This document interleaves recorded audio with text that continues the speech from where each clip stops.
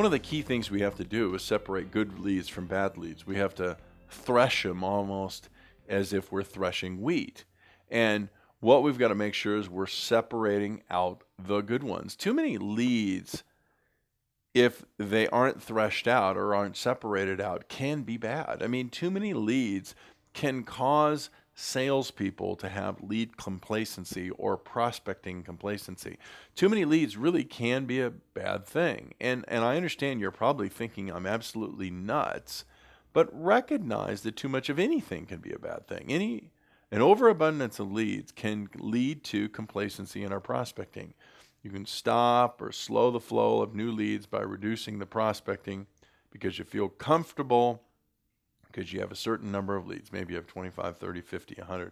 Whatever the number may be, you may feel that you don't need to prospect today because you got enough.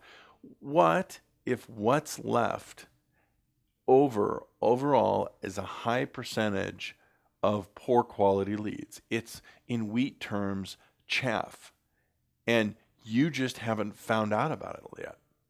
It's going to take a lot of effort to find out the good ones from the bad ones, so you might as well start now. When I started working with a particular client a few years ago, I asked him how many leads he had who wanted to buy and sell in the next 6 months, and he said he had 247 leads that fit into that category.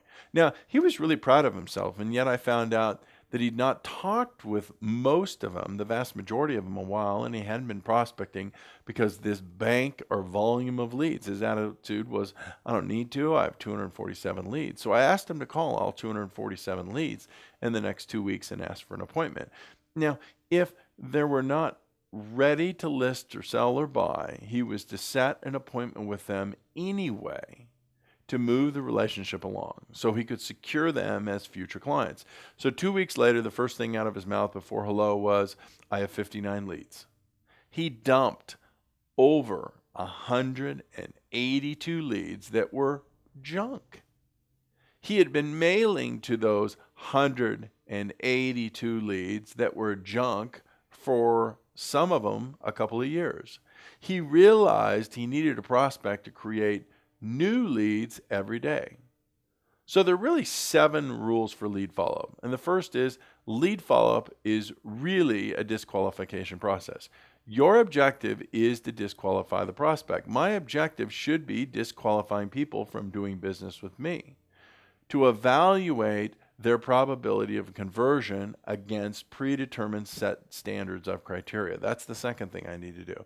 I have to be willing to let go of the good leads to invest my time to create and secure and convert better leads.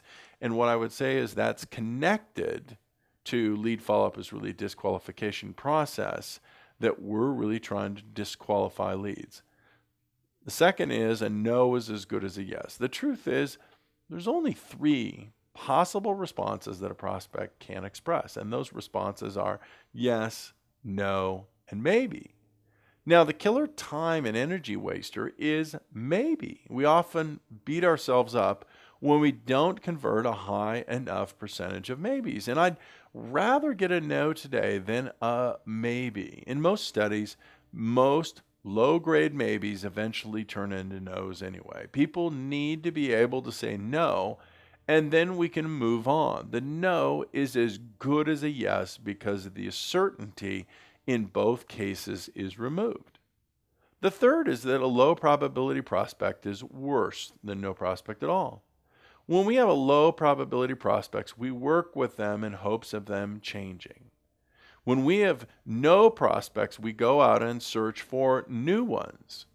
When we seek, we find. The part most people forget to do is the seeking part of seek and you shall find.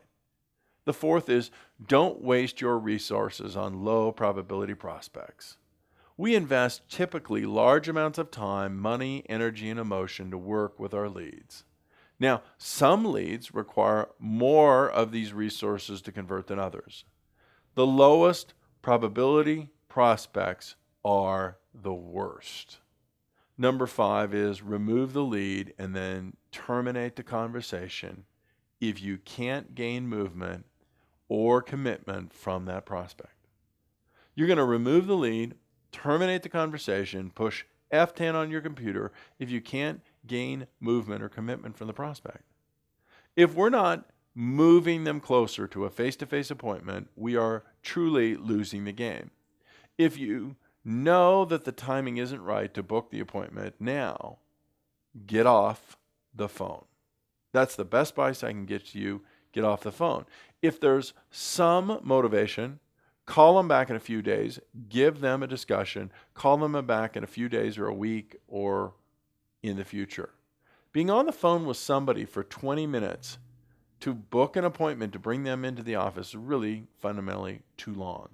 Because the truth that I found is the longer the call goes, beyond 5, maybe 10 minutes, the lower the chance that you'll secure an appointment with that prospect at all. Number 6, only invest time with high probability prospects. The most significant cost in an agent's business isn't the broker, it isn't advertising, marketing, car, or anything else.